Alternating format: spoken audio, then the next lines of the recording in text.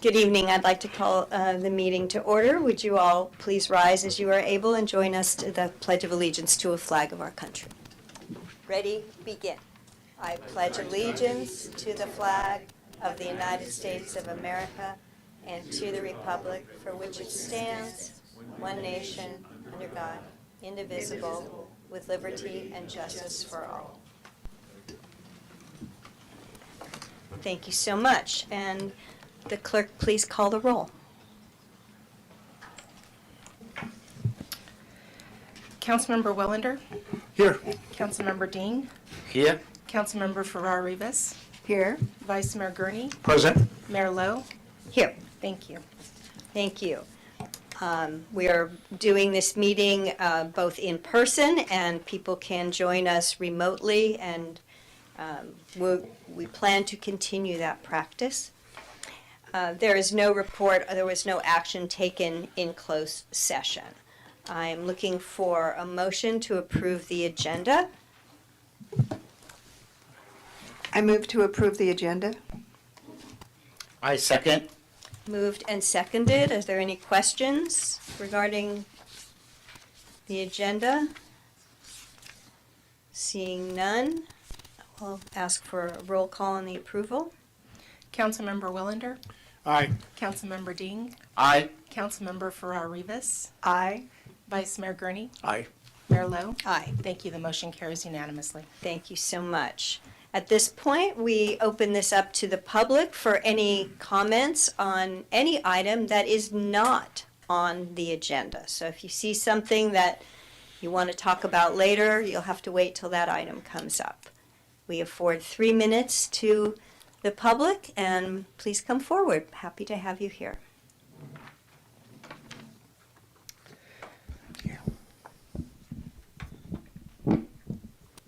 Hear me okay? Yes, thank you. Great. Gil Latimer, Grant Court, Sonoma Valley Cannabis Group. Good evening to the City Council. We're here this evening to thank you and staff for working toward placing discussion of the cannabis dispensary request for proposal on its April 3rd agenda. Releasing the RFP will go a long way to bringing this 6-year-long discussion to a resolution that will benefit medical patients, responsible adult consumers, and the city. As Vice Mayor Gurney said during the City Council's recent goals meeting, let's talk about it, resolve it, and move on. We're also reminded that when the RFP was discussed in the City Council over 1.5 years ago now, City Council member Kelso Barnett said the following, and I quote, "Hopefully, in a perfect world, we'll get to where this is just like any other business. But to get to that point, I think the former council wanted to show Sonoma that a dispensary isn't going to be a big deal, because I don't think it will be. We would say that cannabis business is now a proven concept here in Sonoma. Reflecting on the entirety of the city's listed goals, revenue comes up over and over, either directly or in terms of specific items that the city wants to accomplish. Money keeps the city moving.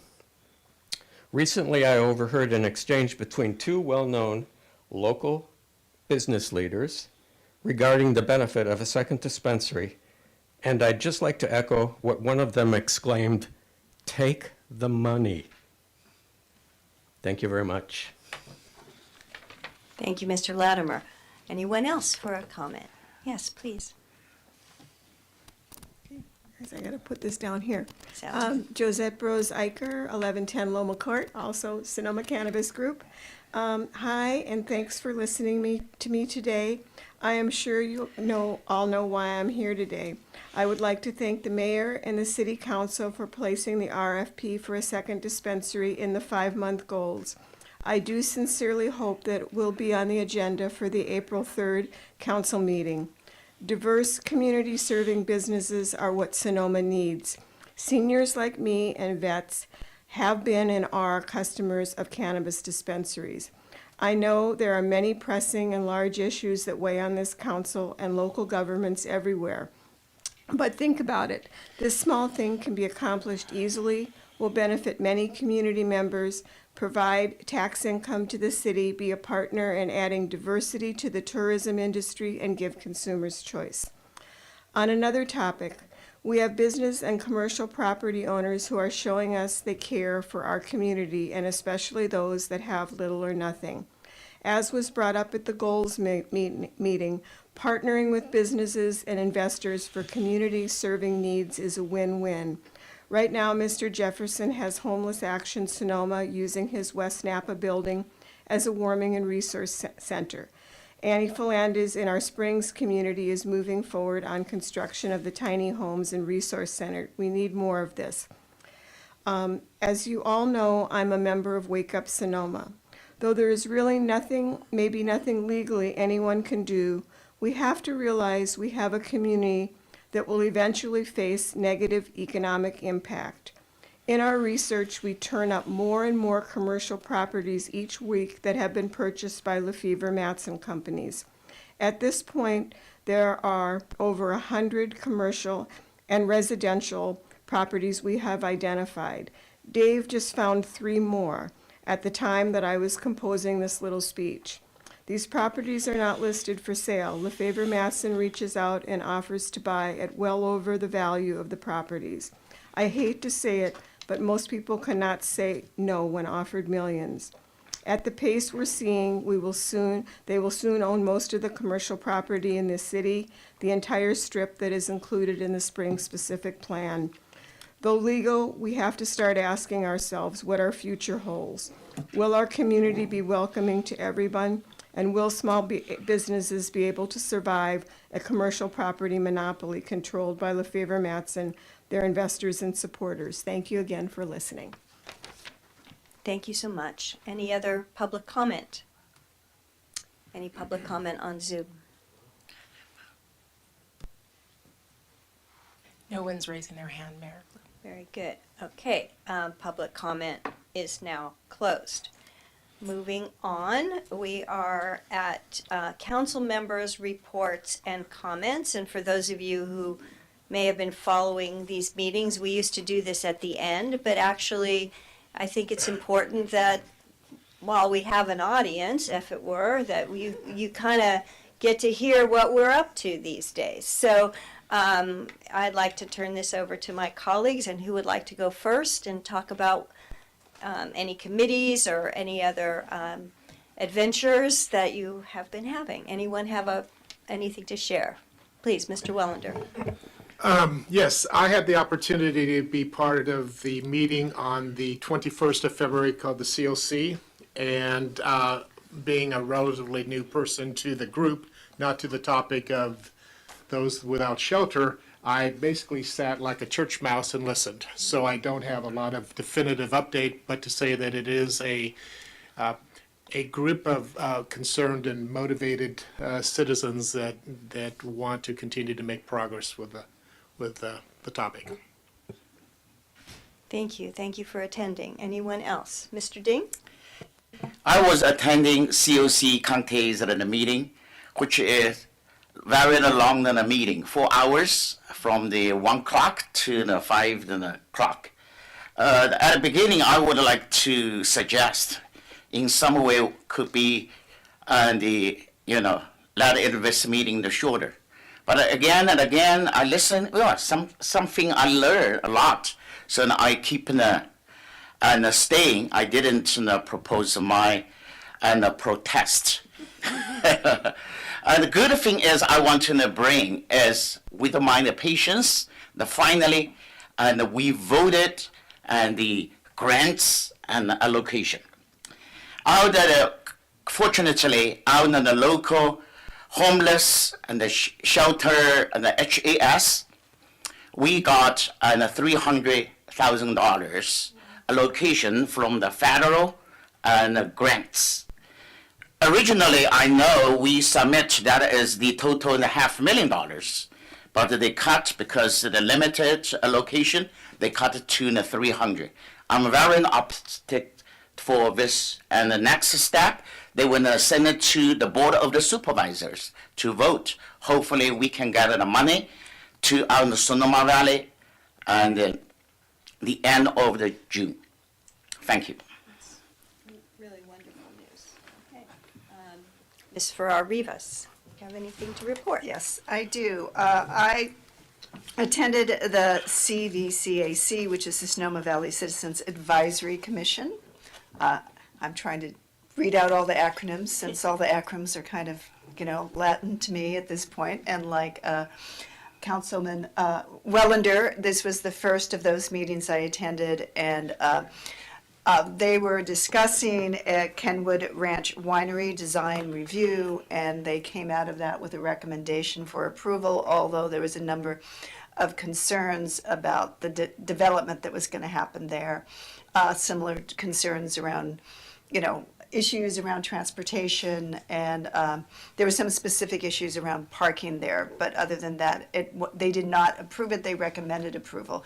And so for folks to know, Sonoma Valley Citizens Advisory Commission, it was actually set up for Sonoma County and the city of Sonoma to meet to discuss different planning issues and to be able to have that information shared, and for either the county or also the city of Sonoma to make recommendations around those, any planning. So one of the main concerns that came out of that people wanted to talk about going forward was thinking about the cumulative effect of all of the potential development that is happening along Highway 12. And that also they're going to have Permit Sonoma come and present what the overall general plan is. So I will have more information as time goes by and we get those reports. Thank you. Thank you. Mr. Gurney, did you attend any meetings in the last month? Well, as a matter of fact, I did. You did, okay. I happened to be aboard a ship in Antarctica. But no, I have nothing really to report. However, while in Antarctica, I did take the opportunity to plant the City of Sonoma flag in the ground, snow, and declare Antarctica a new territory for the City of Sonoma. And we'll take it up, I'm sure, with the budget process somehow. So. Well, welcome back, and we're so glad that you had that opportunity. It seems like a wonderful trip. So as far as I was concerned, I attended just today the first meeting for me of LAFCO, which stands for the Local Agency Formation Commission. LAFCO was created by the state legislature as a standalone committee, not hinged to the Board of Supervisors, although that's where we meet, and to look at annexations, merging of districts, and so forth. And it was really a great meeting. I'm looking forward to being on that commission. We haven't had anyone from Sonoma Valley on that commission for almost 20 years. And there were several items that did affect Sonoma Valley, including one of the properties that was approved by the Planning Commission and the city, that is a new housing development on 5th Street West and MacArthur, to annex them into the sphere of influence for the water district, because they can't necessarily, all these things are separate districts. There was also very interesting discussion of what do we do with ADUs? Do they apply to these water districts separately? Are these blanket approvals? It was a very robust and fascinating meeting, and I look forward to being an active participant. There's a lot of issues in Sonoma Valley that people are talking about in terms of who does what where. And I welcome any thoughts that you have regarding this commission that I'm so honored to be on. And with that, I will turn this over to the next thing, which is our city manager comments and announcements. Mr. Linder, please. Thank you, Madam Mayor, members of the council. Just a couple of things this evening. There's been interesting queries about what is happening with the work we're doing with the Homeless Strategic Plan and with our various homeless organizations.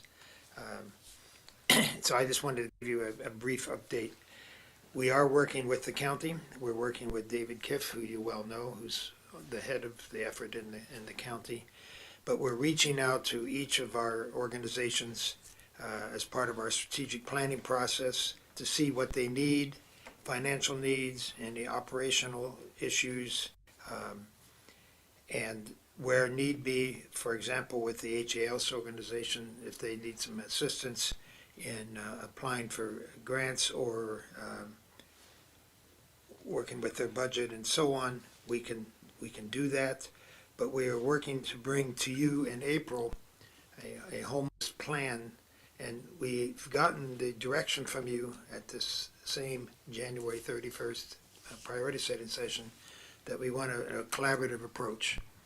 And one example of how that's happening now is SOS has been providing meals. It's not the only thing they do, but they've been providing meals, and the meals have gone over to HA House where they have the warming center. So collaboration is our goal, and we will bring the strategic plan back in time so that you can be able to think about that and look forward to the budget process and how you want to fund these various groups and so on. So it's moving ahead, and we are asking for meetings with these organizations. The other is the mayor had a strong conversation with me about the women's restroom at the plaza. So we are on it. I will be able to give you the schedule when the painting will take place. There should have been already 2 hand dryers, so that's being checked now as to why there isn't. So the graffiti and so on will be dealt with. I'll just have to give you regular council meeting updates on that, but I requested that we begin the process on the women's restrooms, see how it looks, and then move it over to the men's restrooms. So thank you for bringing that to my attention and to your many Facebook friends who've been bringing it to your attention. So I appreciate the feedback, because otherwise I don't go into the women's restroom and don't know these things. And that's right. So thank you. Correct. Thank you, Mayor, for raising that, but I wanted to No. bring it back to the council since I'm Thank sure you. you're hearing things as well. Yes, thank you, and thank you for doing that, and we'll make good progress on there, and there's no reason that the restroom on our historic Sonoma Plaza should be anything less than as beautiful and inviting as the town it represents. And that means actual mirrors and things like that. I Right. was in the county building today, which is a very, as you know, very utilitarian sort of space. And they had actual mirrors over every sink and so forth. So, We're looking for mirror products that don't shatter. So well, good luck your with point that. was well taken, and Yeah. all of you, thank you for that. Anyway, and I And, thank you to the public who continues to Oh, bug absolutely. me, and Yeah. I bug but we get things done. That's And right. that's the important point. thing. So We thank you get very things much. done. Thank you. I appreciate it very much, and I think everyone who uses the Sonoma Plaza thanks you as well. Anything from our city attorney? We have Mr. Walker here tonight. Thanks. Good evening. Just to say it's good to be back. Thank you. Always nice to see you. Okay, are there any meeting dedications this evening? If not, I'd like to make a meeting dedication. This is not to someone who lived in Sonoma, but someone who is very important in my life, and that is Fred Ross. And Fred Ross died late last year. He was a union organizer. He worked with the United Farm Workers and the electricians most recently, and sort of dedicated his life to working men and women all over the world, but especially in California. And I just wanted to personally, he had a great memorial on Sunday.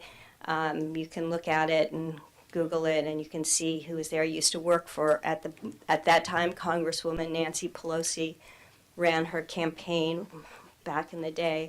But he's was a remarkable human being, and it's an honor to be able to dedicate this meeting to him. Thank you. Okay, We are at presentations. And tonight we have a presentation, and I would ask my old colleague, Mr. Andy Whithone, to please come forward. And have you brought anyone with you tonight? Oh, good. All right. So we've got Tom. Is it Tom and Leslie? And and who else? Claire. And His Claire. daughter, Okay. Claire. Great. So I have the honor of issuing this proclamation proclaiming March 2023 as American Red Cross Month in the city of Sonoma. And, you know, obviously, all of us know how important the Red Cross is. And if it weren't for the Red Cross, you think of all the disasters that happen all over. They're the first ones there to set things up. We've certainly experienced that in the Valley. And it's my honor to deliver this to you. And if you'd like to say a few words, we welcome them. I'll just bring this over here right now. Hold on. It was nice to receive it from Mayor Ding last year and Mayor Lowe this year. Sandra and I do go back about 40 years to when she was president of the Valley Moon Teachers Association, and I was president of the Cotati-Rohnert Park Teachers. We have with us tonight some Sonoma residents, Tom Cook, and we have Leslie and Claire. Leslie and Claire, who are all three of them Sonoma residents of the town of Sonoma, but they do work all over Napa and occasionally in Sonoma County. Tom got back from a deployment to Hurricane Ian in Florida, where he helped the victims of that hurricane in their recovery. And Leslie and Claire have both come over to Santa Rosa to do some smoke alarm installs. And just so you know, in April, it is Sound the Alarm Month nationally for Red Cross, when we try to install 100,000 smoke alarms in homes across the country that don't have them.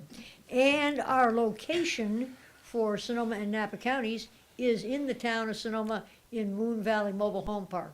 There are 247 residents there. We don't yet know how many of them don't have smoke alarms, but after that event on April 22nd, many more of them will. And much thanks to Leslie for turning us on to that location, and I know that the three of them will join me when we're over there for that installation on Saturday, April 22nd. So thank you, the City of Sonoma, for recognizing Red Cross Month. We appreciate it very much, and we look forward to being back in Sonoma on the 22nd. Well, they're here every day, but I'll be back on the 22nd. Have you danced for the council yet, Sandra? No, that's coming up. We won't go there. It's a fundraiser. You know, so. Thank you all very much. I was expecting to see historian Robert Demler here tonight. Is he not I'm sure he's on Zoom somewhere. Thank you, Mr. Whithone. It's always nice to see you. Thank you for all the good work that you do. All right. That was funny. Anyway, consent calendar. Items on the consent calendar are considered routine. We can handle them in a single motion. They can be pulled by a member of the city council, but we will also ask the public if there are any things that they would like to comment on before we do that. So are there any comments from the public regarding the consent calendar? Hi, yes, Mayor, thank you. I would like to pull the item on the residential component requirement. I believe that's 7.3.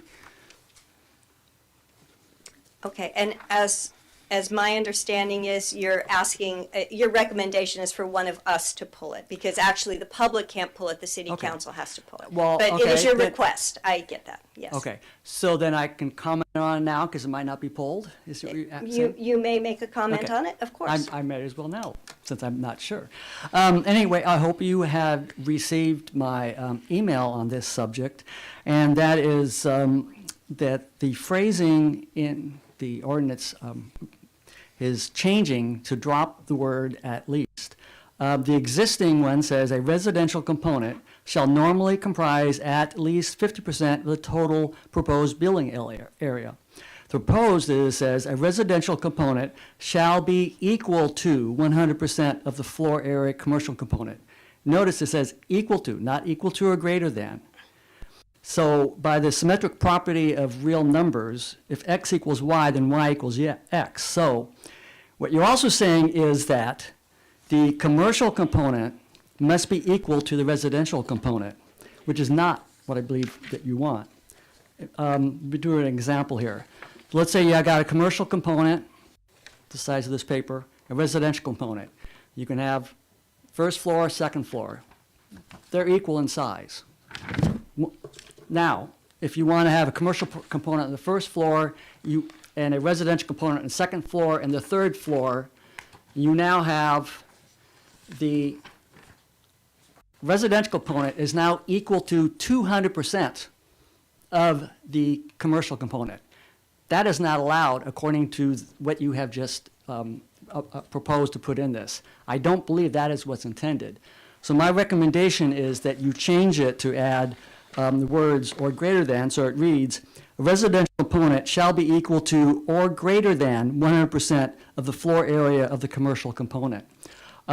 In the mixed-use zone, there is an option to be able to waive the commercial component completely, although it doesn't mention anything about reduction of it.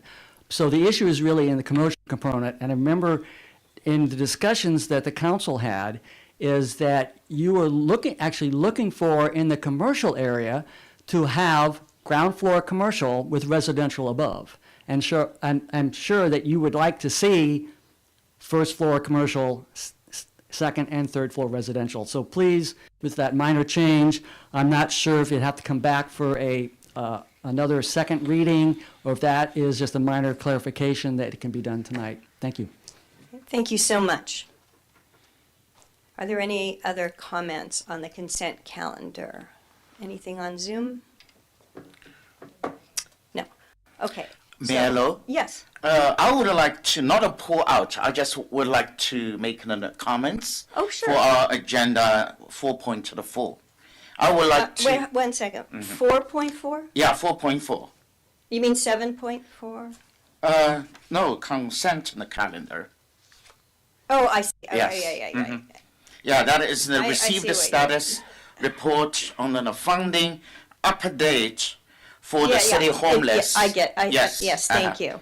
Okay. Let's see if there are any other comments, and then we'll approve the consent calendar first. The ones that you want to approve.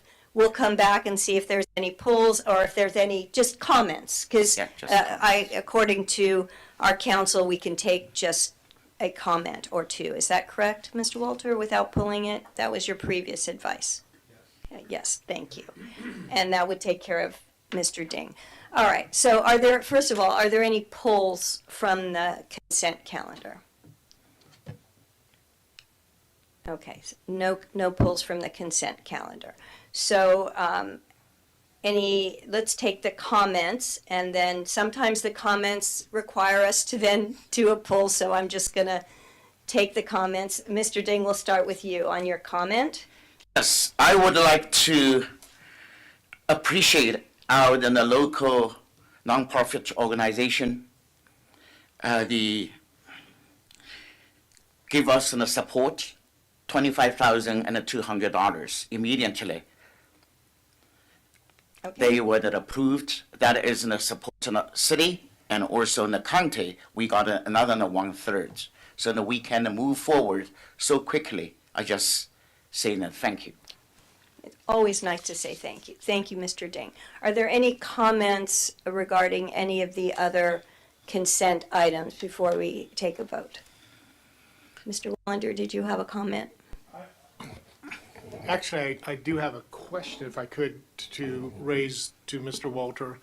On the public comment regarding 4.3, is that slipping into what is subjective language, which is something that we've been directed to eliminate? I don't know, because I've not looked at the proposal that Mr. Eichers, is Eichers? Yes, has submitted. I did not receive that, so I'm not sure what he's actually talking about. I would need to take a look at the language before I could respond to that. I don't understand it.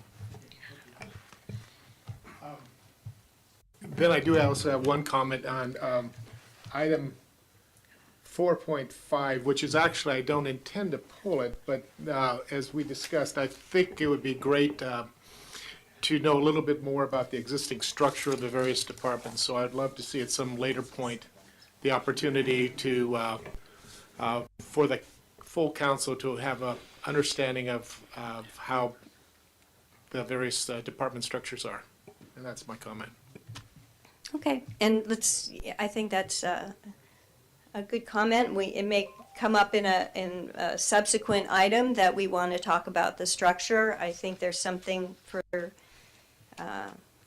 down the road for that. All right, hearing no items to be pulled by the council, I will ask the clerk to please call the roll. Madam Mayor, did you take a motion? Oh, that would help if we have. And can I have a motion to approve the consent calendar, please? I put the motion to approve a consent. Thank you, calendar. Mr. Ding. Second. Second by the vice mayor. And at this point, will the clerk please call the roll? Councilmember Wellender, Yes. Councilmember Dean, Aye. Councilmember Farrar Rivas, Aye. Vice Mayor Gurney, Mayor Lowe. Aye. Thank you. The motion carries unanimously. Thank you very much. And if you notice us looking back and forth at each other over the numbers, is that the vice mayor and I, our numbers say 7 point something, and everyone else's say 4 point something. And so that's why we may look like we don't know what we're doing, but we really do. We just have different numbering systems. So. Oh, yeah, because those things have been changed. Okay. That's why. So I just want, because people might be going like, what do they keep looking at over there? So there is no public hearing tonight. We are at the regular calendar, and this is part one of 3 reports to receive and discuss the annual reports from the City of Sonoma Community Service Providers. And I see Lisa Jansen, our Senior Management Analyst, stepping to the podium, and I will turn this gratefully over to her. Thank you, Lisa. Thank you, Madam Mayor and City Council. There they are. So I did prepare a slide deck for you this evening. So each year, the core Recreation and Community Service Partners have provided annual reports, either as an oral report to the City Council or in the form of a written report. During the fiscal year 22-23 budget session, when we were talking about the community's activities budget, there was a desire expressed to dive a little bit deeper into our partnerships, especially those that we have lease agreements with, land lease agreements with, because they weren't being captured as part of our community or recreation and community services program policy. So tonight we will be kicking off one of 3 meetings, and hold on a second, I just want to clarify. So it's one of 3 meetings. Really, the purpose of these updates to City Council is to provide kind of a background of the services that they're providing, a history, a mission, their mission, a financial quick overview, and then any important partnerships that they have within the community, because I think a lot of our community organizations actually partner with each other, and then talk about any new initiatives, demographic information as well, who they're serving, and any new programs as well. So I did reach out to all of our community partners, and I provided them kind of a list of everything that was included in the staff report. So tonight we do have 3. This is an opportunity for you to receive those reports and then ask questions directly. As background, I did include those agreements that we have with each of the 3 providers that are presenting this evening. And the goal is to receive the report, ask questions, and then during our fiscal 23-24 community activities budget discussion, we'll bring forth, that'll provide you an opportunity to kind of bring forth additional questions and direct staff as far as where you want to go or what you want to see added to the program. So next slide, please. In addition to the agreements that we have with the 3 providers that are presenting this evening, I also included the overview of the Recreation and Community Services Policy. It's the actual policy. It was revised, I believe, in September of 2022 to include some language that would allow City Council to add entities to that program specifically. Like I just mentioned, this program actually doesn't account for those lease agreements. So I think there's still more work that needs to happen. But really, the purpose of the Recreation and Community Services Program and the policy and the funding was to outline how we would fund these organizations, provide our core recreational partners with multiple year agreements, because originally prior to 2018, these we'd fallen back into kind of a community grants program. And so each year, people were having to apply for a pool of money, and it just makes strategic planning difficult from a service provider perspective. So giving them a little bit more of a runway, a 3-year runway, was requested, and we were able to achieve it with this policy, and then also with the agreements that we have in place currently. So, next slide. So what I've done here is, and it's also part of that policy piece, but I pulled out types of recreation and community services here in Sonoma. We have community facilities, and I apologize that the font is so small. We have community facilities. Those are everything from meeting room rentals, heritage centers, museums, our new pool. So we have a whole group of entities that play in this field, the community facility, bocce ball, petanque. We have youth programs, which are all those normal youth programs that you would see supported, the after-school programs, summer camps, etc. We have senior programming here in Sonoma Valley. We have adult programs, and then cultural arts, theater, and then I added the events to this section because so many of our events that we provide fee waivers to play kind of in this cultural piece of the puzzles. So next slide. So what I tried to do in the series of the next slides is kind of expand on our Tier 1 partners, all the other additional partnerships that participate, that are receiving either some sort of city funding, lease agreements, fee waivers, etc. So additional partnerships that play kind of in the facilities realm would be Sonoma Field of Dreams, like I said, Bocce Sonoma, which is here tonight, and Valley of the Moon Petanque, our League for Historic Preservation, again, Sonoma Splash, which is new. So like I said, some of the policy does need to be updated because we've had some new additions recently. So. And then I did also just want to point out, Sonoma County Regional Parks, we do provide water subsidies. And so that came up in the budget discussion. It's about $50,000 a year, not just for those 3 fields. That includes all of the facilities that the city covers the water usage for. So next slide. So youth programming, you can see our Tier 1 partners. Those are the entities that you would normally hear in a normal year. They would be here to present, and they will be here in either the March, was it the 15th, and April 3rd meeting. But in addition to those 3 Tier 1 partners, we have all these other partnerships.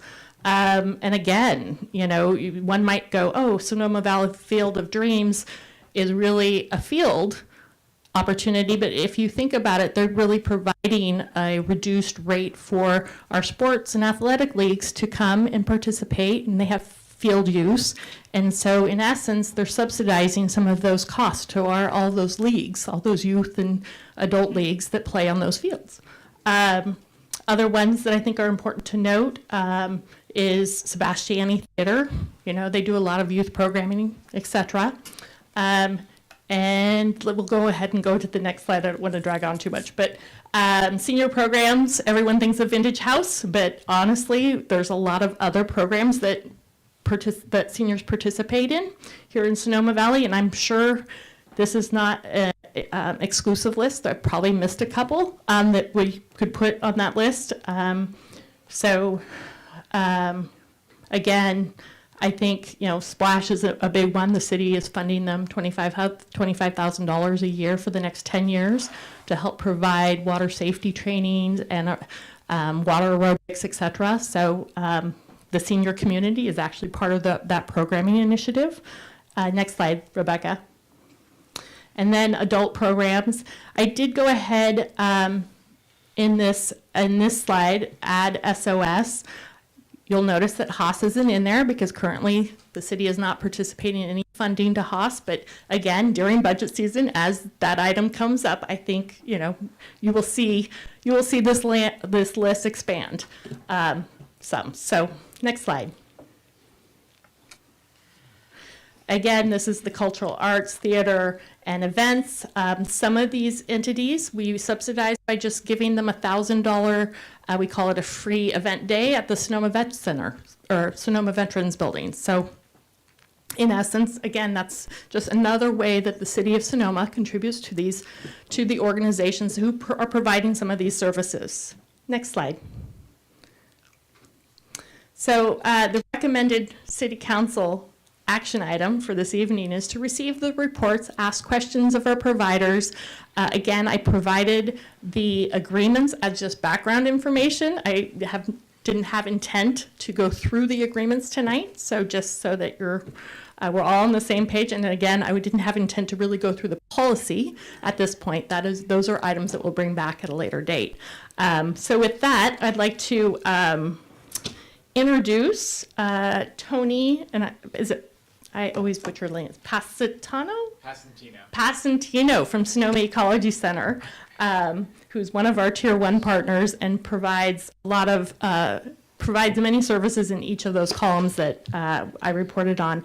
And then just to kind of tee it up, we have the second presentation will be by Lori Sebesta, representing Bocce Sonoma, and then the third presentation tonight will be by Marco, and again, Ilario, with Valley of the Moon Petanque. So with that, I will turn it over, and just so that everyone's aware, I will update the staff report over the next two meetings to represent the current contracts in those organizations that are participating. Thank you.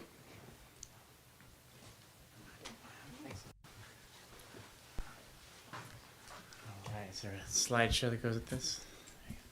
All right. Thank you, Mayor, Vice Mayor, City Council. I get to talk about my favorite place in Sonoma Valley. One of many, but the place that I get to spend the most time at. I'm the Education Program Manager for the Sonoma Ecology Center. I've had the privilege of working in this incredible city park for the last 10 years. Assuming most people have been there, but if not, I've got a little background I'll share on the Sonoma Garden Park. I had to do a little deep digging myself because the garden started well before my time at the Ecology Center. Without reading verbatim the slides, the main vision of the garden park is a place for people, food, and nature to interact in a community setting that really celebrates the heritage agriculture that is Sonoma Valley. We can go to the next slide. It originated by the generous gift of a school teacher. Her name was Pauline Bond. And in 1977, she dedicated the land to the city of Sonoma. And the one request she had was that it would be a community farm that could serve people of the community with an emphasis on the children. And there's some early photos there. If anyone knows Caitlin Cornwall, I believe that's her on the left-hand side in the early days. And the city of Sonoma then leased it out to the Sonoma Ecology Center in 1993. So we are on our 30th anniversary. Am I right? Yeah, I got the numbers right there. And the community farm was a CSA farm that has since transformed. Next slide. And there is our beautiful, sustainable barn. So in 96, they created, I believe it was considered one of the first, what do they call that? The demonstration project for appropriate technology. Essentially, it's wood with a exterior of adobe clay, lined with a insulation of rice straw. And that rice straw has not rotted or been eaten by mice yet. It's still holding strong. You can see a little window on the side of the wall. In addition to that, there's many more things that have been added. The solar system that runs the electricity as well as the potable water system as well. Next slide.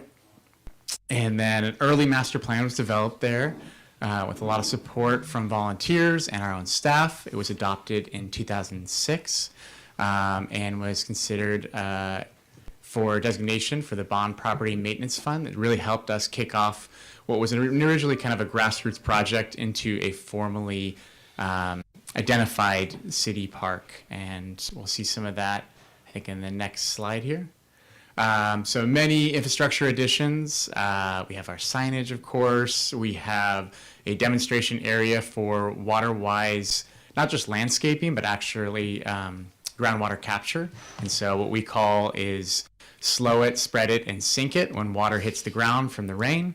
Instead of capturing it in tanks, how do we find ways to find permeable surfaces on our grounds that can allow the water to permeate down into the groundwater recharge?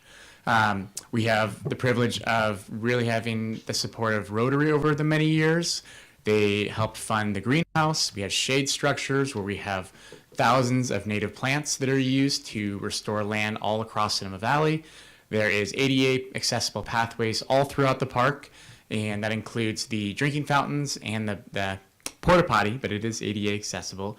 And then our 40+ community garden plots for annual rentals, which was just renewed this year. We always have no trouble getting all those plots filled for community gardeners, which was a huge blessing, especially during COVID when folks needed a place to garden, be outside, be in a safe space. So it's been thriving for many years. Next slide.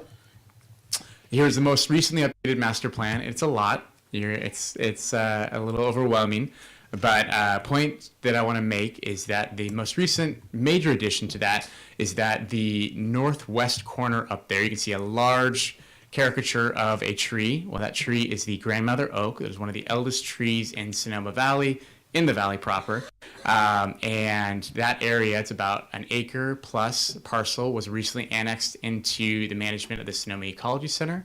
We don't plan to do too much with it. We want to honor that tree and make sure it's protected. But the new addition has included several projects that we've been wanting to do, and I think I'll get to that near the end of the slides. But let's go to the next slide here about who gets to use the park. Everyone. It's a city park. The gates might be closed for people to drive in, but the pedestrian gates are always open. We'd like to make sure that people are there only from sunrise to sunset. We do have some issues with that, but for the most part, people come in during the daylight and get to enjoy the property. In addition to that, we facilitate several education programs. So every 4th grade student from Sonoma Valley, public or private, has a free field trip and classroom education program called the Growing Discovery. And so about 300 to 400 4th graders visit the garden park, which I should say was just kicked off again at the end of last year since the pandemic. And we're into our full academic year per usual this year, which was incredible to see the kids back out there. And then our EnviroLeader program, I was just with them earlier today. We recruit 18 teens from Sonoma Valley between ages 14 to 18. They work about 80 hours a semester to help support the Sonoma Garden Park and learn about agriculture and ecology while they're serving. Next slide.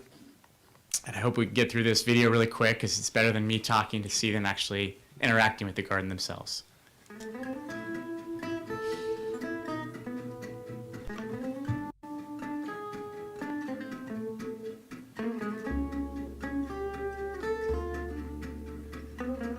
My name is Tony Passantino.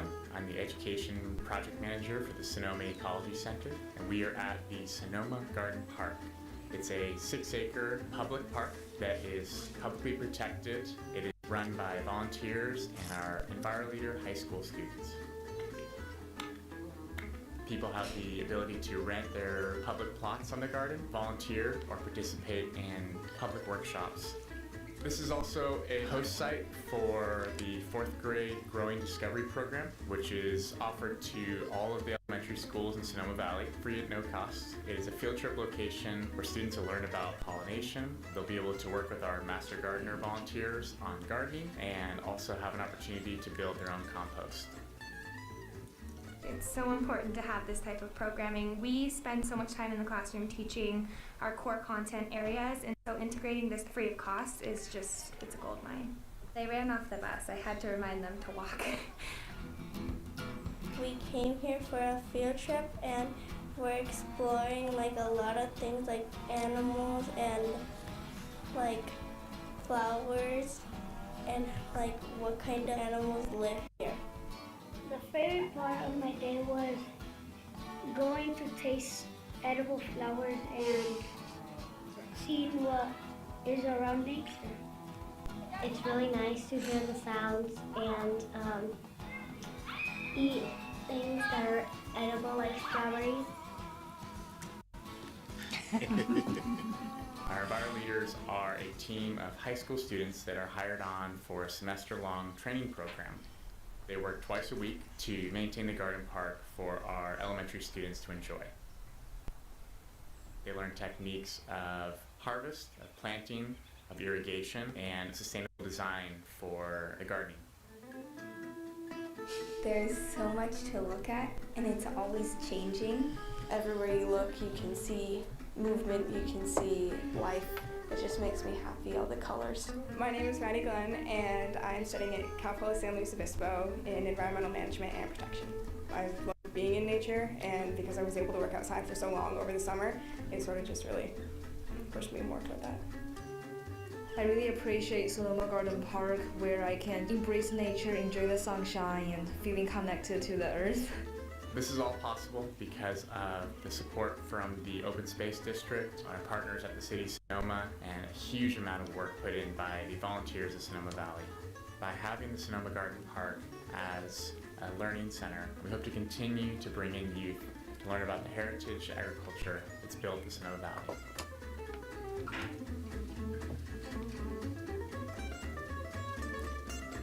All right, thank you. I had lost a little bit of hair down here and put a little bit more up here. That's what COVID will do to you. Let's go a second round. Yeah, I think that exemplifies it a lot better. It's an incredible space. I'll bring up, we've got summer camps coming up this summer again. We're actually doing 2 spring break camps because Sonoma Valley Unified has a reservation of a week because of the fires that they then extended as a second spring break because thankfully there were no fires this school year. And so coming up March and April, we have back-to-back weeks of subsidized camps for the students. We got a grant from the Community Foundation to make it a very affordable week-long camp. And then 6 sessions in total with the summer. Next slide. Many community programs we try to get people to come out to, and in addition to just our casual visitors, we have educational workshops. So most recently we had a compost giveaway day, which we'll continue to do coming up March, I want to say 18th. We try and emphasize the gardening with climate change and water in mind. We have another one coming up in May. And then in March as well, we're cultivating mushrooms, edible mushrooms, not the other kind. And people can take home their little rice straw kit and grow their own chanterelle mushrooms. Just different ways, different interests. Yeah, we'll move on to the next one. As I mentioned, community garden plots, and then we have many, many volunteers that keep this place going. It's a bulk of the effort is from our volunteer support. Next slide. And then obviously our community partners as well, many who were mentioned in Lisa's presentation, names you've seen around. Just really happy to have the relationship with so many of these partners. In particular, like Vintage House has a piece of land that they actually manage for their residents. The Master Gardeners manage an entire section of the area. There's a Senderos plot for the La Luz component to it. And as I said, Rotary has been a long-standing champion of the garden as well. Next slide.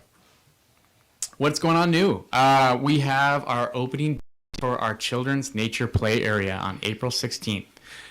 This is an area intended for kind of pre-K through ages 8, but all ages are welcome.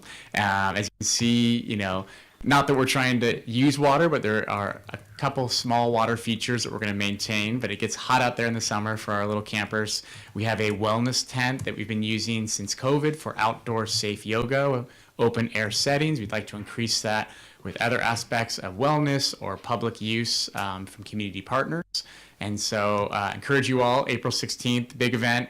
If you've got kids, grandkids, we just had a mother's group out there today with a dozen little kids that were loving it. So it's frigid cold right now. Hopefully be a lot warmer on April 16th. And then from then on, it's open play. Next slide. Revenue expenses. This is the fun part, right? We get to look at these numbers. I will say the main thing, the takeaway from this is that that number at the bottom there that represents our revenue expenses is actually not the full story of what we are dedicating or allotting money towards the garden park with our EnviroLeader program, with our 4th grade program, which actually part of this is covered by, with our workshops and stuff. We get support and additional funding as well from a lot of it from the Open Space District has been really gracious in supporting this. And so this is the primary functions, keep the doors open. We do our main practice with this funding, and then we also source a lot of additional funding for education and outreach programs. Next slide.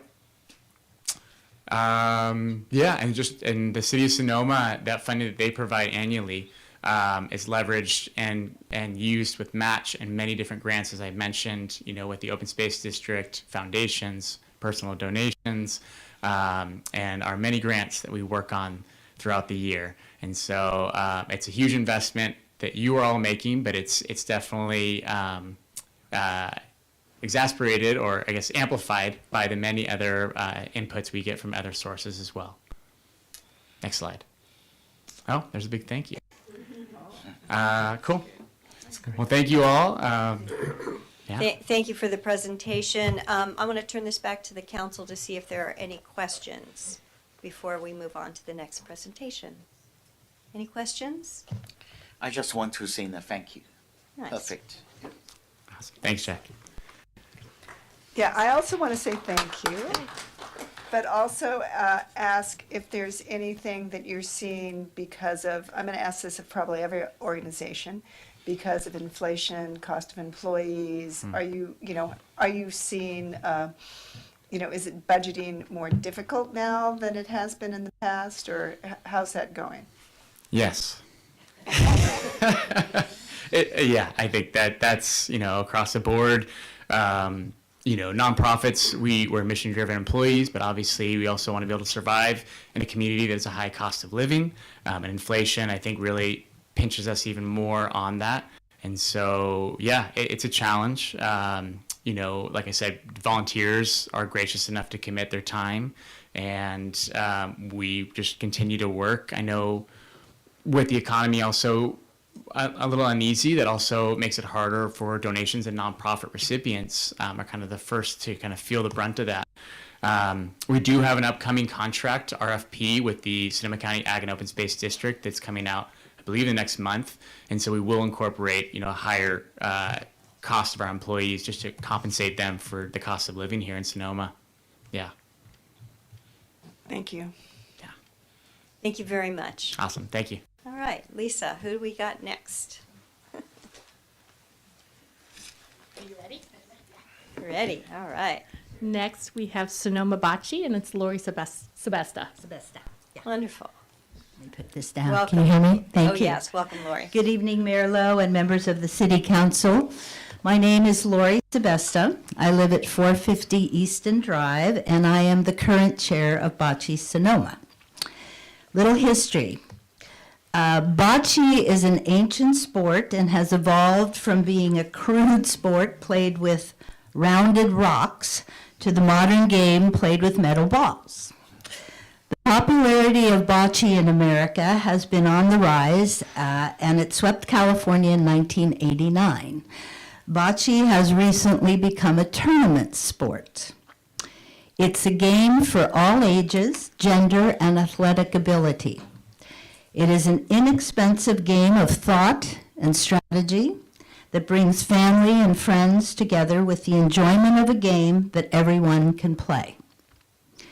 The history of bocce here in Sonoma began in 2007, in which the chair of the Greve and Chianti Sister City Committee sent a letter to the president of Sonoma Valley Petanque Club to replace a then existing bocce court with 2 state-of-the-art new bocce courts.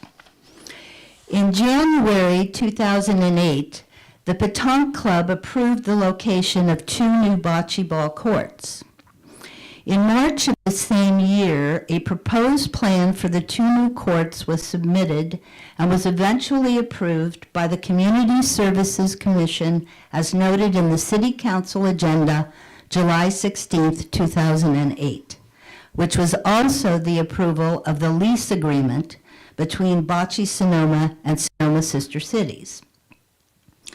On August 26, 2008, the first lease between the City of Sonoma as landlord and Sonoma Sister Cities as tenant was executed for a period of 10 years, terminating on July 31st, 2018 at $1 per year. In October 2008, Sonoma Sister Cities built the 2 bocce courts in Depot Park and donated them to the City of Sonoma at a cost of $15,000. Bocce Sonoma repaid Sonoma Sister Cities that initial investment. The Sonoma Sister Cities is responsible for the lease of the public property from the City of Sonoma. Bocce Sonoma is a program of the Sonoma Greve Chianti Sister Cities, a nonprofit organization. Bocce Sonoma is run exclusively by volunteers, consisting of board members nominated and elected by governing committee members to include a chair, vice chair, secretary, treasurer, maintenance administrator, and membership administrator.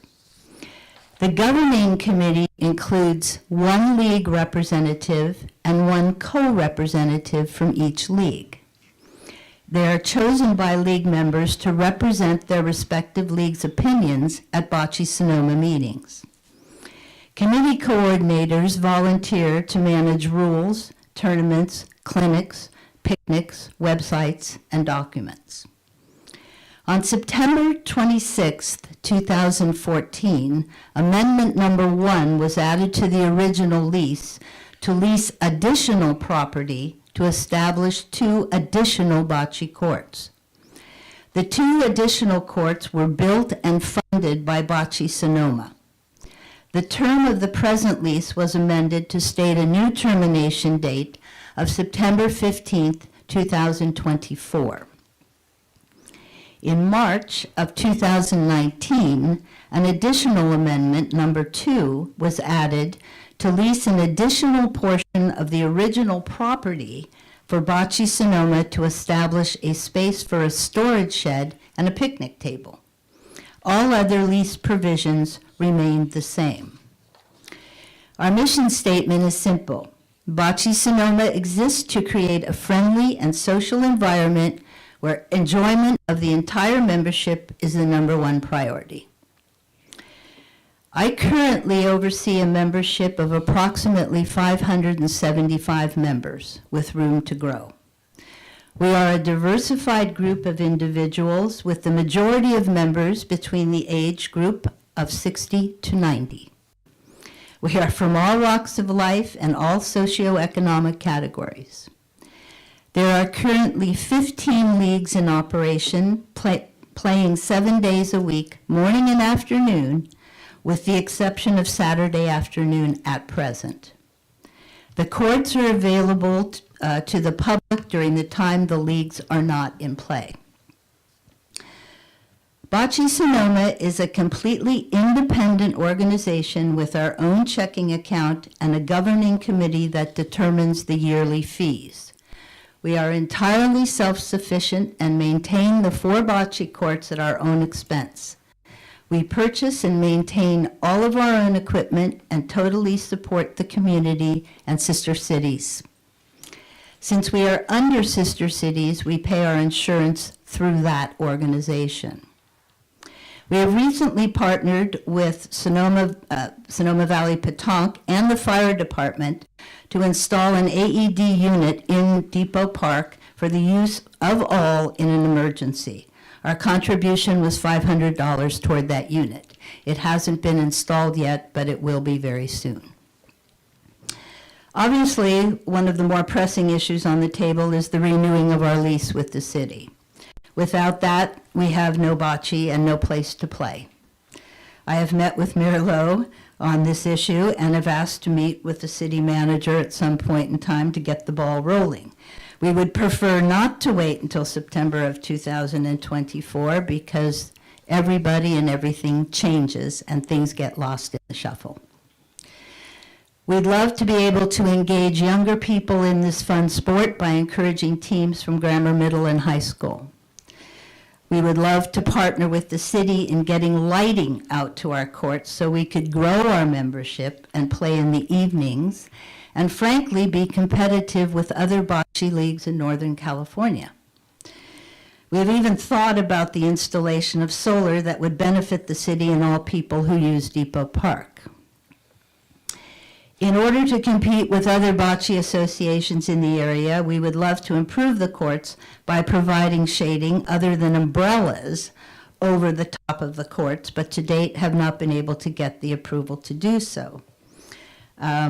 Obviously, we are very encouraged that the bathroom situation in the plaza is being addressed, but we also would like to see the bathroom situation in Depot Park be addressed. It is critical. It's an absolute necessity, and it doesn't appear that there is much maintenance during the weekends when there are a great number of people in the plaza. In closing, I would just like to invite all of you to drop by the courts, or better yet, join a league, witness the fun, friendship, and frivolity that takes place each and every day out there. And besides, it's both non-fattening and legal. Thank you for your time. A wonderful combination. Thank you so much. And I know we're going to hear from Petanque, but just on the bathroom situation, as the interim city manager will tell you that I have been, it's not exclusive to the plaza, the bathroom situation. I'm on it, and we will get it done. Thank you, Mayor. Thank you. Thank you for your report. We'll have more questions later, but please, from the Petanque Association. Thank you for having me. I'm Marco Alaria. I'm the president of the Valley of the Moon Petanque Club. I'm also a local chef and culinary educator. I spent 17 years teaching at the Culinary Academy in San Francisco. I'm a longtime Sonoma County resident. I've been here for 47 years. I'm 32 years here in Sonoma. Our club was established in 1987, so we're well over 30 years old. We currently have about 125 members in our club, ranging from 11 years old to 89 years old. So quite a range of people and ages. And all walks of life, as Lori talked about. We have accountants, lawyers, electricians, plumbers, winemakers, craftsmen, fishermen, just about everything you can imagine. We have, our club is part of, we're a nonprofit club. We're part of an organization called Federation of Petanque USA. They administer 40 clubs throughout the country. They hold our insurance liability in case by chance somebody would get hit with a metal ball. I've been playing for 20 years. I've never seen it, but you never know. So that's what the insurance does, and we give our insurance liability to the city every year. It's coming up this next month, okay? Our membership is $40 a year, you know, so very affordable for everybody. At this particular time, this year, we're going to have 13 tournaments throughout the year. We had our first tournament with somewhat of an inclement weather on Saturday, but we had soup and singles, is where you play one person. So when you play single, you have no one to blame, you know. But we had a wonderful soup with a Chef Philip, who used to work for me years ago. Made a wonderful bean soup, and we had soup and salad and bread, and we played till about 4 o'clock in the afternoon, and despite the weather, we had 25 players out there, so it was really fun. We did good. We play most days, So if you go out there anytime after 2 o'clock in the afternoon, you wouldn't be able to see 30, 40 people playing on most days. Our tournaments are generally on Saturday and Sunday throughout the year. And we have one, usually at least one a month from February until end of October, okay? This year, our largest tournament is the Wine Country Open. And this is a tournament at the end of April, and we have 120 players in general, players from all over the world. We have this year, and like most years where we've had this tournament, except for pandemic years, we had 3 or 4 world champions from France and Belgium come. These people come to our town because they love it here, and we have 32 courts in our terrain. So we have a large space, so we can hold those type of tournaments. When our guests come from all over the world, they solicit the restaurants and shops, and they stay at hotels and bed and breakfasts. So they are a great input to the community in terms of spending money here in our tourist town. We are completely self-sufficient. We take care of everything. Our facilities director, Ed Clay, is a local furniture maker, and is very diligent about how he takes care of those courts. In fact, I've never met anybody that is as fussy as Ed, you know. Like in our shed, he puts a little sign up denoting where to put things. So in other words, he's on top of it. And this year we have been graciously blessed with another board member, Richard Bell, who's a landscaper, who's going to be Ed's partner in taking care of the courts. We've already trimmed trees. We have an arborist coming to evaluate our big oak tree, and which is tremendously important for us in terms of our picnic space and providing shade. And we've had a couple of different quotes on that. And of course, we are completely self-sufficient. So we don't ask for any money to do these things. We take care of it. We're able to manage our finances well without any problems over the years. And, you know, we're in a completely volunteer board and staff. So nobody gets paid. We get paid by enjoying the game that we play, you know, and that's a wonderful thing. I've been playing now for 22 years, and, you know, it's something that you can do every day. It doesn't cost a lot of money. We have a tremendous amount of youth as well. We are really lucky that in the last few years, we have attracted a lot of young people. Last year, 2 of our young players, Rosie and Natalie, went to the Youth Junior World Championships in Spain. They're both Sonoma Valley. They were both Sonoma Valley high school students. Now Natalie's in Parsons and Rosie's in Berkeley. They're just tremendous girls, and they did a fantastic job. We also have tonight one of our world champion competitors, Wolfie, who went to the World Champions in Spain last year. So in other words, here we are, a small little club in Sonoma with 3 people in the World Championships. So just pretty amazing. A lot of our older members teach the young people. We have young kids that are, you know, it's so rewarding for me to see the young kids play because they have no fear, you know, and they don't think about it too much. So they just throw the ball, and amazing. So it's really a joyful thing. The thing that Lori brought up is that we want the city to really understand that during the weekends is when most of these activities happen. At one point in time, and when I was meeting with Lisa last year, it was one particular Sunday where Butchie had a tournament, we had a tournament, people were picnicking, and I went around and looked, and there was over 400 people in Depot Park at that day. 400 people. So now what has come to my understanding is that the city doesn't really have a staff that works on the weekends. So this to me is just not okay. In other words, if we're going to have so many people and we're a tourist town, then we need to have staff that's picking up trash, cleaning the bathrooms.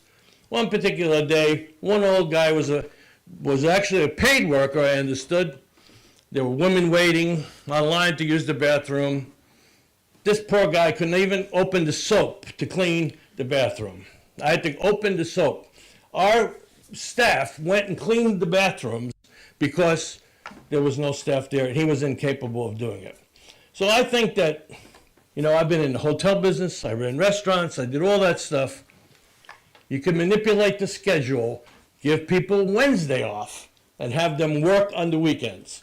This thing about not having people on the weekends is inconceivable to me. In a tourist town where 90% of the activity comes in the weekend.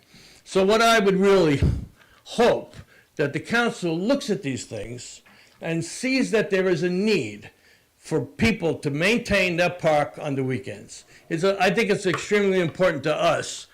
When we welcome guests from all over the world, we want to put on our best show. And we want the bathrooms to reflect that. I know Lori and I had an excellent meeting with the mayor, and she's obviously agreeing. And the same thing as last year with my meeting with Lisa. She said that there's a plan for the bathrooms. Well, a year's gone by, I have yet to see a plan, So in other words, okay, ladies and gentlemen, we were asking you to step up to the plate, This is a beautiful park that's used by a countless number of people. So between Bocce Sonoma and the Valley Mouton Club, about 700 people, local people that are using that park all the time. So we want the city to jump in there and help us. We're not asking for money, no. We just want the services to incorporate Depot Park, to make it, and just like the plaza, the Tuesday night market. There should be a lot of people picking up trash on Tuesday night because it's a fantastic thing. And we want to maintain that and keep going with it. And the same thing with our Baton Club. I think that Lori did mention the fact of the defibrillator. And both Bocce Sonoma and Valley de Mouton Club both contributed $500 each to get this machine. It's been several months now, no communication. I have written several emails, Public Works. I've been talking with the fire department. Brian from the fire department recently went over to the Public Works office, said, guys, what's up with this? We need their help to put electrical outlet in so that the machine can work. We hope that that process is moving forward. I think that the fire department is very anxious. We recently sent out a video of how to operate this machine. Several of our members, in fact, Mag is here tonight, went to the fire department to learn CPR. And we are developing a safety committee that's going to be responsible within our board to maintain and educate people on how to use that. I say this because a very serious thing happened to us a couple of years ago. One of our members had a heart attack and died on the baton courts. If there was a defibrillator there, who knows? But that's the thing about both of our clubs have a large senior membership. We're getting younger, thank God, but we still have a lot of people that are old, and we really would like to see this machine put into place. And so I hope that it rings clear to you that how important it is to us, because both of us have a vested interest in this. We paid for it. We want to see it happen. So I really am grateful that I'm in this position because I have a tremendous board to support me. And all of us work endless hours to make our courts what they are and to provide a fun game to all of our members and players. And I appreciate your time, and I hope that you can take heed of my requests. Thank you. Thank you. Any questions or comments from the council before I turn this back to Lisa, I believe? Any questions or comments? Question, Yes, do you have a comment, Mr. Ding? Oh, yes, I have a comment. Oh, no, you go first. Maybe something I something don't you have want any to. comments. I'm here to All answer any right. questions you might have. Yeah. Basically, these are the two groups, just like in the two pieces in the treasure for the city for out in the valley, and especially in the Bocce Court. And I have been working with the sister city in more than 10 years. I'm so proud. Yeah, and the Laurie just mentioned, we are 100% and self-sufficient. They collecting the membership and making the maintenance for the court, and that is one city didn't spend some of the money, and we need to cooperate with them and try to improve our service, because the city just like a customer service. Our city residents, including these two clubs. And one thing I want to just correct you. You mentioned about at the beginning, and you created the two bocce court, and the two originally investment that is $10,000, and funded by the sister city.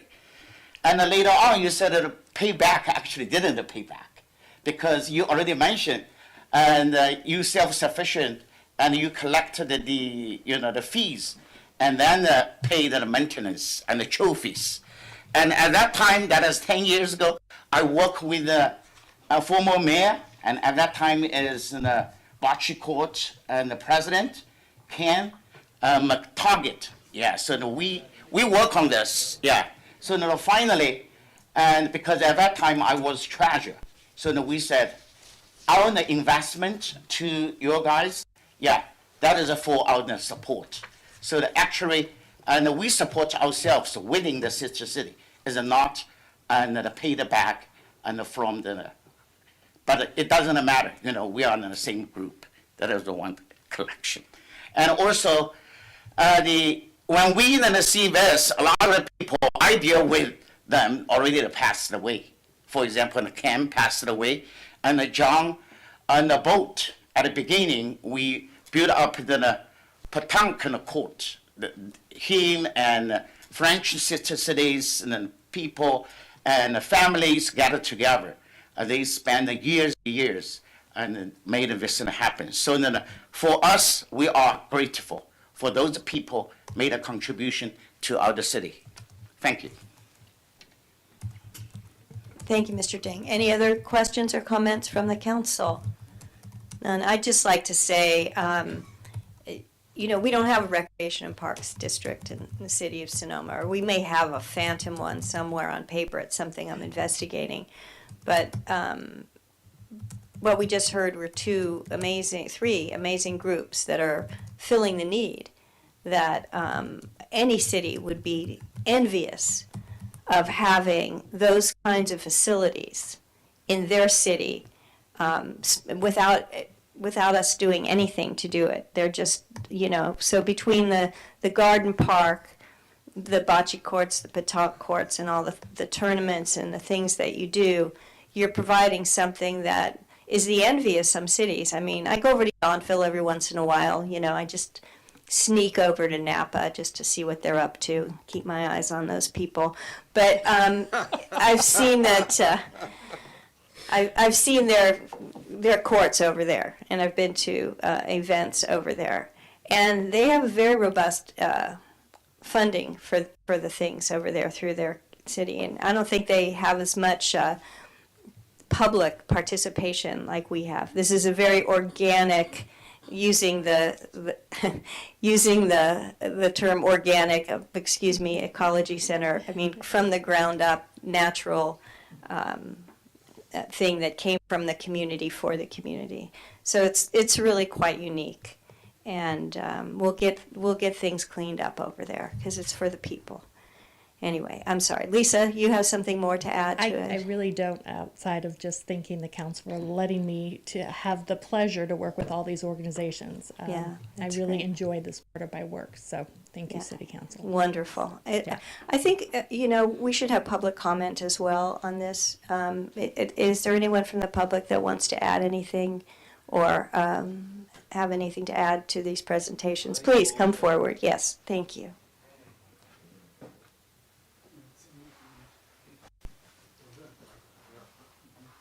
Michael's a board member, by the way. I'm a board member. Okay. I've met Patricia. I haven't met the rest of you, so it's Yeah. nice to meet you, and thank you all for your community service. I guess I should get this a little bit higher.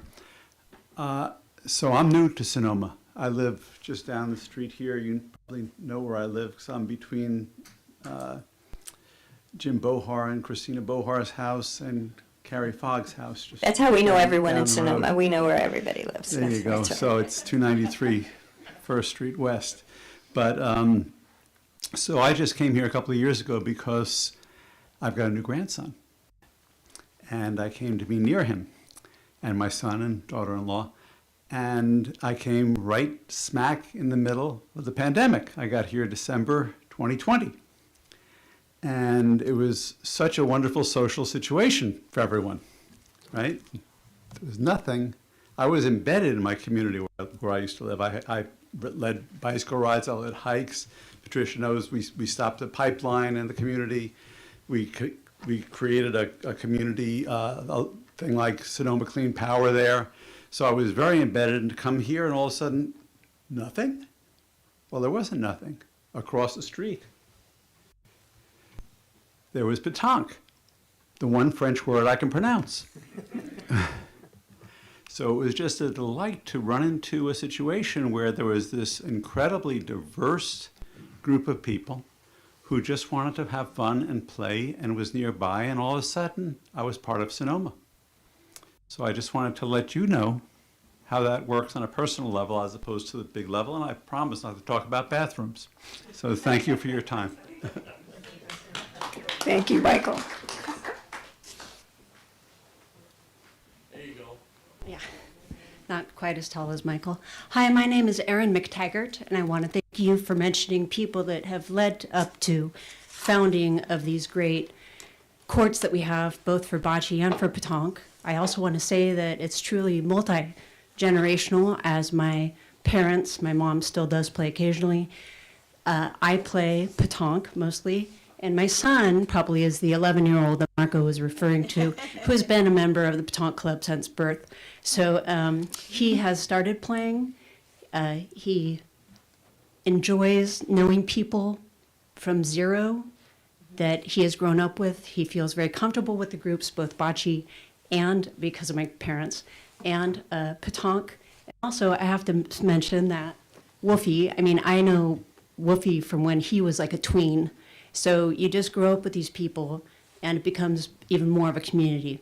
So thank you for helping the clubs to stay current on leases and give support and help clean bathrooms and things like that. We all really appreciate it.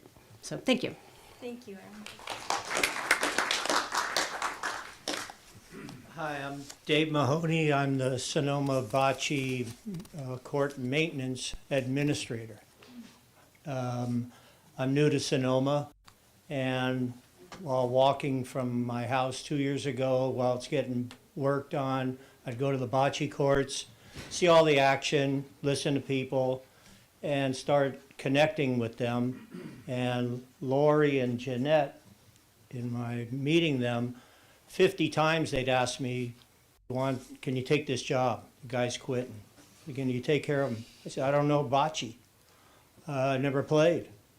And so eventually I gave in because I saw a person who passed away a bit ago, Jack. He reminded me of my dad, and it's what got him. It got Jack out of bed and out of the house to come to bocce. And so my signing on to take this job has been the best thing I ever could have done.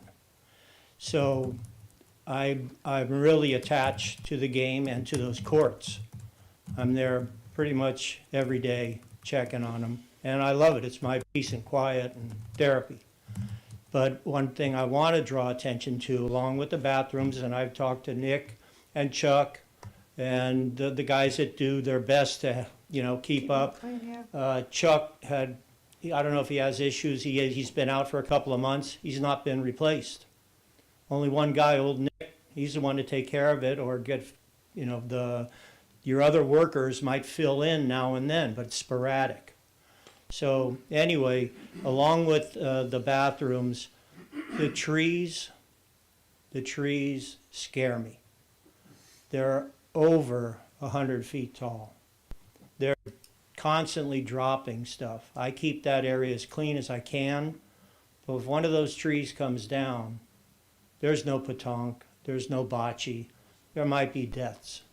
And I'm not overstating it, especially nowadays. And I hear there's a panel that is going to have an arborist in it that may look at the area. Please do it sooner than later, because winds, and as tall as those are, they're saying, I heard Chris Pegg told me 3 to 5 years they'll be looking at them. You can't wait. You can't wait. It's important now. It might be life and death. So other than that, thank you. Thank you very much. Appreciate it. Thank you all for your hard work out there. Well done. Yes, please. I'll make this quick. Let me see if I can get this way up here where my ego is. There we go. I don't have much on public speaking, so bear with me if I'm a little nervous. I was going to say I'm new to the area. I'm retired and moved up here from Marin County about 1.5 years ago. But in all actuality, I actually lived on Denmark Street when I was just a wee lad. So I guess I can't say that I'm new to the area and be honest about it. But as my hat demonstrates, I worked for the Department of Public Works for Marin County for 30 years. And so a lot of these topics don't sound unfamiliar to me. The defibrillation cabinets in general, they may have been come some way since the last time I worked on them, but they did have a battery that was didn't require 120 volt AC service to it. It did have a supplemental battery for if somebody tried to abscond with the unit, and that would send an alarm so that you would try to deter people from stealing these things that I want to say probably cost more than $1,000, but once again, that's not my area of expertise, and none really is. In terms of the mirrors I heard come up here earlier, they have the stainless steel mirrors, don't do much, but they may improve my image, but probably the rest of you not so much. I would defer once again that you look at the correctional. You're right here, and the correctional facilities probably have the latest and greatest hardware available for that sort of thing. I will end on saying that it was my understanding, because we took care of flood control and pump stations and fire departments and libraries and whatnot, that the squeaky wheel did kind of get the grease in terms of allocating personnel to work on different shifts. We were 24/7, 365. So finding somebody to work on a Saturday might sound difficult, but I worked swings and graves for 4.5, 5 years. So I'm no stranger to being out of bed on a Saturday or a Sunday when everybody was enjoying the Joe Montana era. I heard there was a guy named Joe Montana. We won a Super Bowl or two back then. I missed all of it, unfortunately. But I'll leave it at that, and just to say I'm happy I met the former mayor at the 4th of July presentation, and I'm delighted to be a member and a functional citizen of Sonoma, and thanks for my time.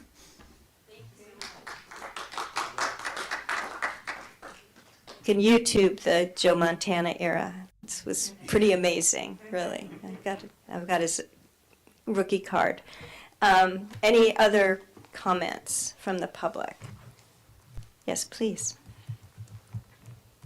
Hello, my name's Wolfgang Kurtz. I am a licensed Petanque member of Valley and Moon Petanque Club since 2001. So I'd just like to thank you and appreciate what you guys give to us, what you do for us, allow us to play on a $1 a year lease. You know, I'm not quite sure how long that lease goes for, but I hope it goes for a long time, because I've spent tens of thousands of hours down there since I was 8 years old. And playing with my dad. My dad got me into the game. I don't know if you guys know Peter Mathis. He's a winemaker here, and he was the manager at Ravenswood, and my dad was the mechanic at Ravenswood. And then Peter was like, hey, there's this game, you should try it out. And then my dad got into it and then brought me down there as a kid in the late 90s, early 2000s. And I learned to practice and dedicate myself to this game, that I've been able to represent United States twice in the World Championships, in 2007 in the Junior World Championships in Japan, and then last November 2021 in Barcelona for the adult team, Team USA. I won the national championship in 2019 in Fresno that qualified me to play for Team USA. And it's just the culture that you get from Petanque, all the amazing people that I've grown up with now, that have known me ever since I was a little kid. Marco, our president, he's known me since day one. All these people that I've gotten to meet, you know, even though I'm a longstanding member, a lot of times I'm one of the oldest club members as far as years put in, even though I'm 31 years of age. So I'm just very appreciative, and I hope that we can continue to keep our courts as long as possible because it's such a beautiful game. And everywhere I go through this game of Petanque, this last summer I went to Europe for 3 months, traveling around, and I have hundreds of friends that I could stay the night at their house, anything, you know. It's immediate family everywhere you go, just based on the concept that you play the same game. And it teaches, it's a great game for the youth because it teaches gamesmanship, sportsmanship, etiquette, how to be a gentleman, how to carry yourself. You know, if you don't have those scenes, you can't really play on a international level. So I just hope that we can continue all the great work we've been doing with our city, within our city, for Depot Park, and keep it going. Thank you. Thank you, and congratulations. Very proud to have someone represent us internationally. How exciting. Any other comments or questions? Mayor Anyone Lowe. on Zoom? Yes, okay. So, yes, we have Claire Salat who would like to Yes, speak. please.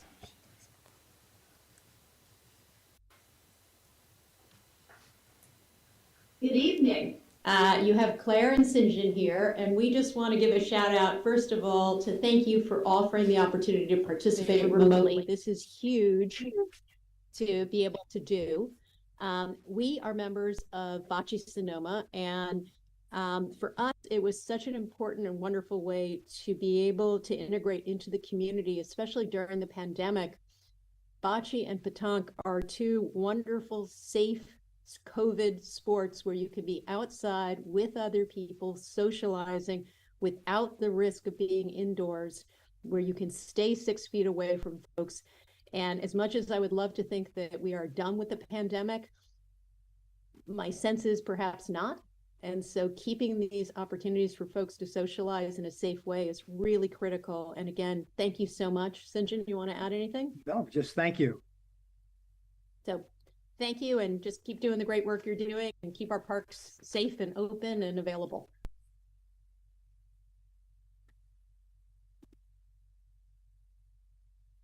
Item was for information, and I know that, I'm sorry, Ron, did you have a comment? Oh, thank you. Thank you. Yes, I guess I'm just kind of sitting here smiling because this reminds me again why I'm so motivated to serve this community. I'm very proud to hear about the activities going to both the Ecology Center as well as the Petanque and Bocce. And I'm, again, just very proud that we offer this up in the city and that we have such an active group. This is, again, what makes Sonoma special and what makes me so willing to want to give whatever I can to keep it special. So thank you. Beautifully said. Thank you so much, Mr. Wellender. Any other last comments before we move on to the rest of the agenda? Okay. Thank you all for being here. And if you were only here for that item and don't want to stay, you're not hurting our feelings. You also can YouTube us just like Joe Montana and watch how great we are. I mean, it's the Super Bowl of city councils, I guarantee you. Thank you so much. Thank you all for being here. I know how it feels out there. Thank you so much. We'll see you out there. All right. Okay, moving right along. We are now at, I believe I turn this over to Mr. Linder, who's going to talk to us about the discussion, consideration, and possible action to adopt a resolution approving a new job classification and salary range of a community development director in the fiscal year 23-24 budget. All right. Please. Thank you. When I first started, one of the things the council had asked me to look at is there ways where we can strengthen the organization, both for the public and for the organization itself. In talking with various people within the organization, two of the people I talked with were Laura and Wayne. Laura with the interim director of the planning, and Wayne Development Services or the building section. So what's before you tonight is my recommendation to you to consider developing a new classification, call it the Community Development Director, but it brings together the building and the planning and actually code enforcement into one department instead of mixed up in the various departments. And this was, as I said, supported by the incumbents in those positions. There are three reasons why I'm interested in supporting this and bringing this to you. One, I think one department, in my experience, has been easier for the public to deal with rather than going to two or three. And I've also seen directors doing a really good job of interacting with the public and trying to understand and to balance all the issues that will come forward. Secondly, I've discovered and learned that it strengthens the internal communication among the employees of these various organizations to have one department that they're interacting in and working in. Thirdly, you will get a better candidate pool as you look forward because today's planning and building directors are interested in being in one department. They're interested in leading a community development, whatever they want to call it. In San Jose, we actually called it the Planning, Building, and Code Enforcement Department, but I will not suffer you with that. So we've come up with the Community Development so that's what's in front of you tonight is to approve that. We've also researched what comparable communities to ours are paying in those classifications. And if you approve, we are ready to initiate a recruitment process so that your next city manager will have a candidate pool to interview. And once that is done, then we'll be looking at other aspects inside the organization that may need to be done to really, this is one of the departments, as you know, gets a lot of traction, a lot of interest, and we want to make that work better, and I think this will do that in the world of permits, in the world of code, in the world of public contractor, developer, homeowner interaction. So, thank you. And Thank you so much. Questions and Yeah, of course. Well, let's start with questions from the council. Any questions of Mr. Linder regarding this proposal? Yes, Mr. Willander, please. I think it's a great idea. And I love the comments as far as the reasoning behind it because I think they're all legitimate. I think the question that comes to my mind is I would love to get an idea, an inkling at least, of what the next layer might look like. Because if you have one individual that's responsible at the top and then invariably he or she cannot do all of it, so what might the layer, for no better choice of words, what might the layers look like? Typically, and we'd have to do this, I mean, you have a building official now in Mr. Wyrick. Yes. And when he retires, you would probably still want to have a building official. So one layer would be in the building side, a building official who would report to the community development director. On the planning side, you may have a principal planner. One city I worked in, you had planner threes. Other cities I worked in, you've had deputy planners. But here, probably a principal planner or a senior planner would give you that kind of supervisory level that you're talking about.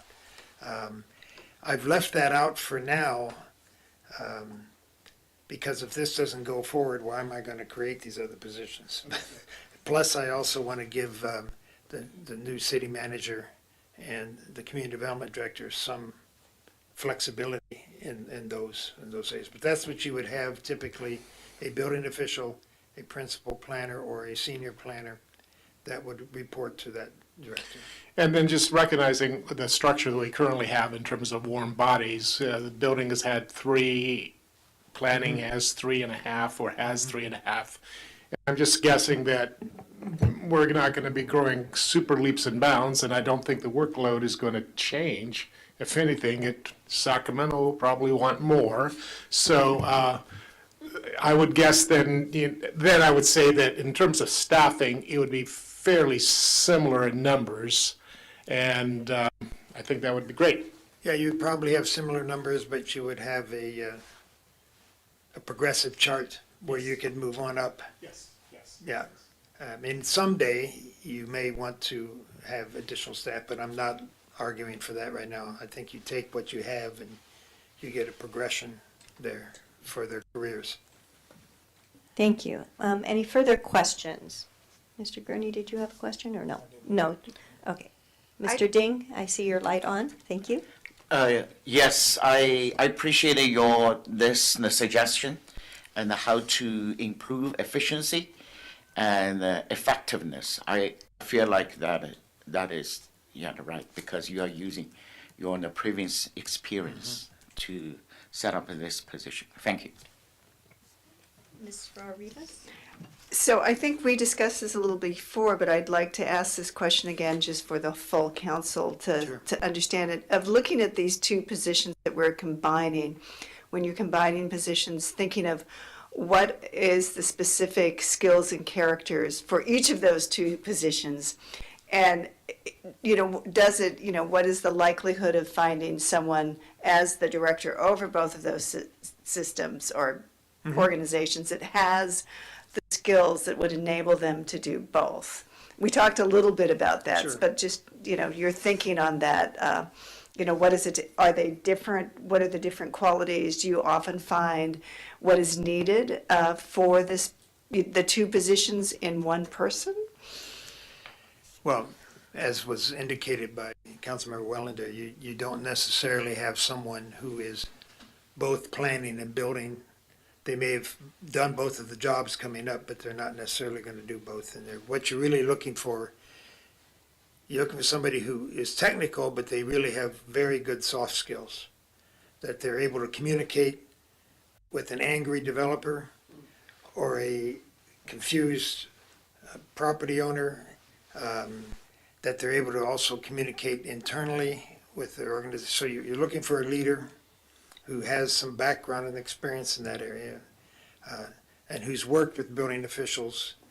I saw this when I was in Windsor when a new community development director came in, and to see the difference in the organization when they were having collective meetings, figuring out what they were going to do, the building official would take some of the issues, but sometimes it would have to take the director to go in and to calm somebody down. So you want leadership, you want really good communication, you want good soft skills.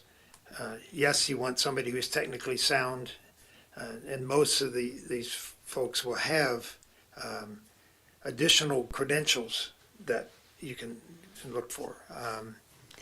Frequently, they come out of the planning world and grow into the building world, but that's not the only way it comes in. When I was city manager in Campbell, we had the planning side, but the building official reported to the community development director. They were all in the same basic area. A lot of interaction because permits go back and forth between both sides. And that you want that kind of hum going on inside the organization. So that's what I would be looking for, and I think you can find it here, particularly when they know they're going to have that kind of level of responsibility.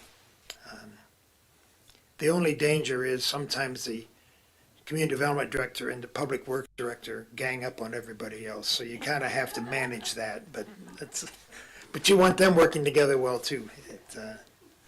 But I had that experience in San Jose, and it was pretty funny to see them dominate the rest of the world. But Okay. I'm Thank just you. being facetious. Thank on that. you, Mark. No, you're looking for soft Mr. skills like Linder. that. Yeah. Thank you.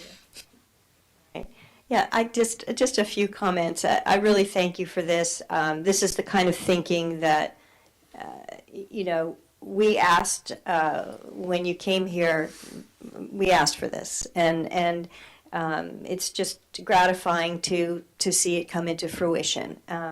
And the way I look at it, and I don't know if it's just the way my head works, is that it's like going from silos to teams. Good way of putting it. And that makes a big difference, because when everyone's in a silo, then it's like then you do get this kind of, well, it's it's code, it's this, it's that, and then you have a public that just goes like, guys, get your act together. Yeah. So I really appreciate this. I know how leadership at the top, for lack of a better term, makes a difference, sets a tone, gets people, brings out the best in them, and I'm very happy to receive this and hope that we will take action tonight. I'd also like to circle back on a comment that Mr. Welander made earlier regarding kind of a job description, a chain of command, if you will. And in the same way that we have a commission and committee roster, it might be nice to have something like that for the council and for the public, just so that, in the meantime, when we're going through, we're kind of restructuring, we're going to be hiring a new city manager. We've got this position and so forth. So it's going to change. We know that.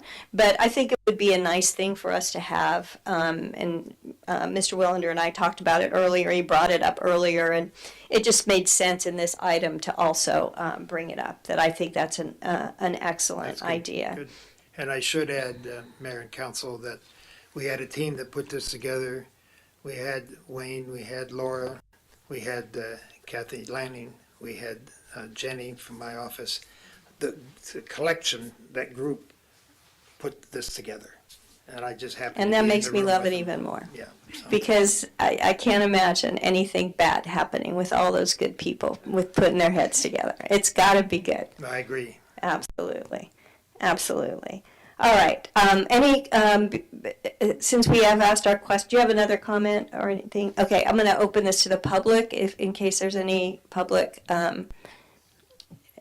No public comment. Okay, I'm going to bring it back to the council and see if there's, if anyone would like to make a motion at this time. You want to go, John? Oh, go ahead. Okay. So I move to adopt a resolution approving a new job classification and salary range of a community development director in the fiscal year 23-24 budget, and directing the interim city manager to initiate the recruitment process. Second.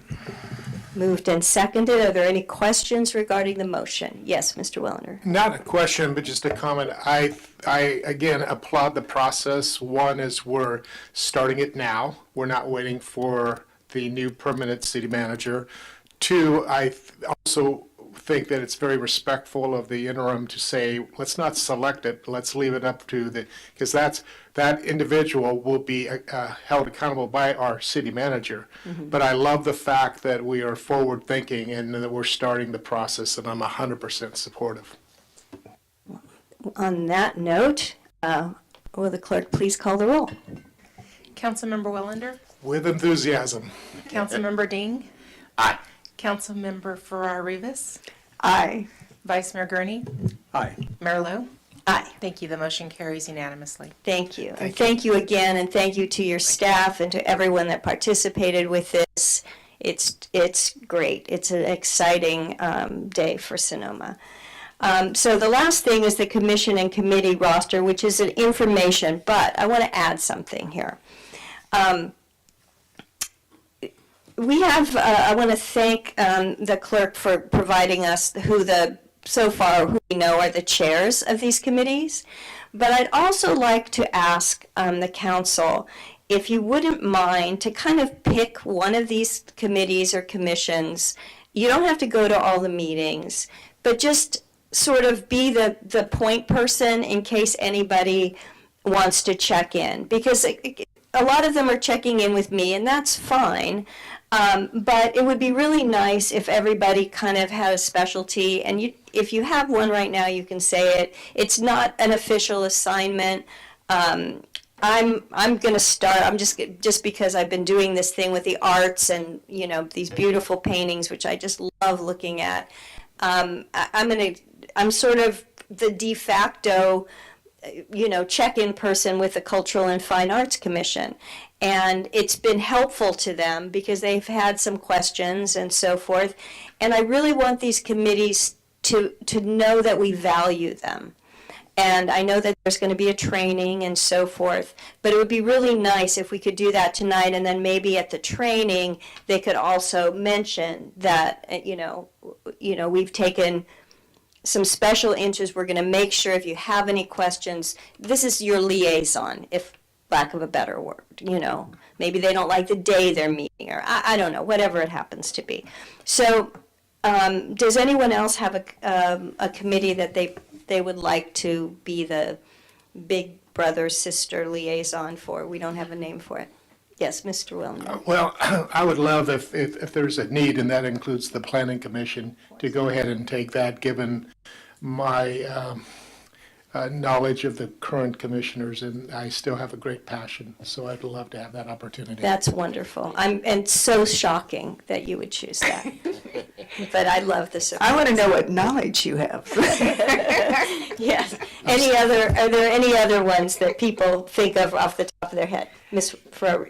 Yeah, I'm already doing a lot of coordination with the chair and other members of the Climate Action Commission, so I'd be very happy. I've been talking with Travis, so be happy to kind of be a liaison. I think a good word is a liaison. Could you say the same thing? What a shock. What a shock. And everyone will have to spell liaison at the end of this. Okay, next, Mr. Vice Mayor. Well, if there ever is a traffic safety committee, I would love to liaison with them.